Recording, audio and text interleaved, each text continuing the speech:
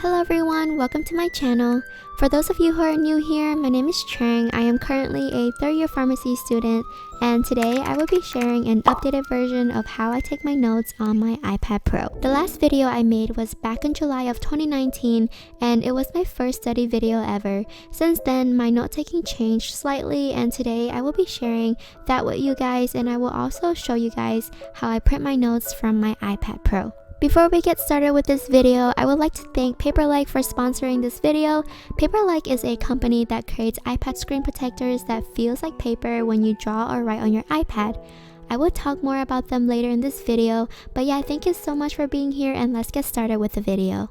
So before I take any notes for class, I always like to make a checklist of the things that I have to complete. Here I am using a to-do list that I got from a fellow study grammar named Just Me Studying, and you guys can download the to-do list for free with the link in my description box.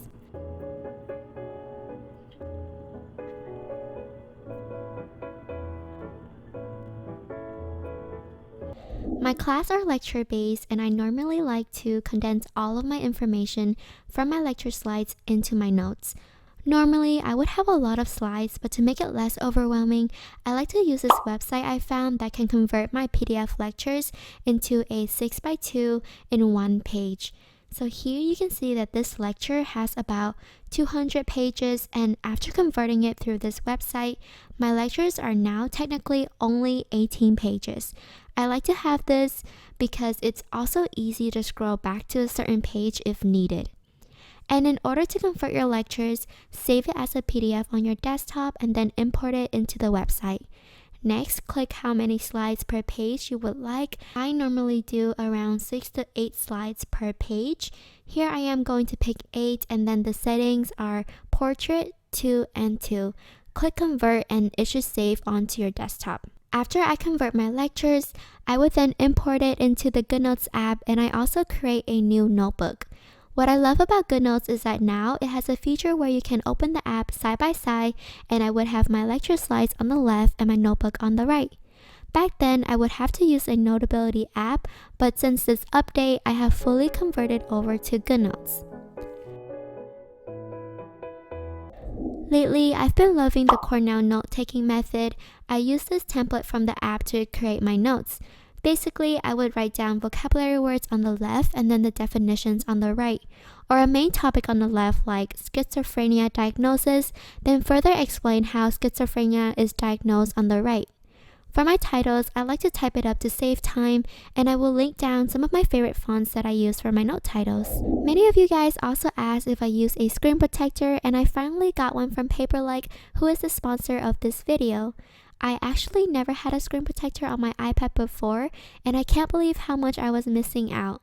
I love how the Paperlike screen protector not only sounds like paper, but it also feels like paper while I am writing.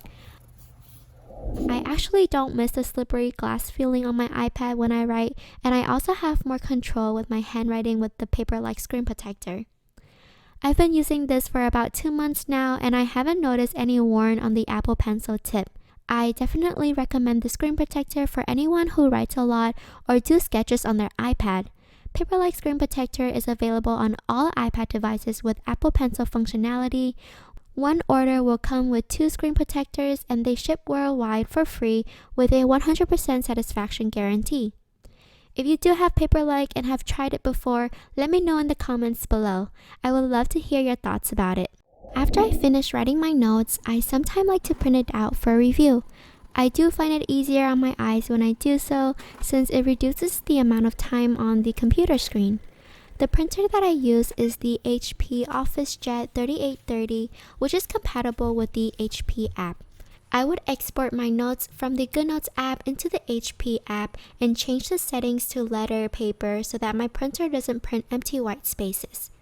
Most of the time though, I am either too busy or lazy to print my notes, so I would change my light setting on my iPad by going into settings and then turn on the classic invert. This feature on the iPad turns all my white paper into black, and it helps a lot with eye strain. Also, if you're like me and you can't decide on what paper to use, you can always use this invert color feature, and all your notes will change from light to dark instantly. For the rest of the time when I am cramming for my exams and I don't have enough time to handwrite all my notes, I would type my notes either with the GoodNotes app or the Office Word app. Here I am just typing up some notes about antipsychotic disease state and the drugs to treat it. The font that I am using is my own font that I made. I actually made a font in a past video before, but that font did not have all the letters for my non-English subscribers, so I have made an updated version of it. The link and instructions on how you can download this font will be in the description box below. I hope you guys enjoy using it, and thank you so much for watching until the end of this video. I can't believe there are 70,000 of you now. I am super grateful, and please let me know what type of videos you like to see the most from me. Thank you so much everyone for the amazing support. I will talk to you guys in my next video. Bye guys!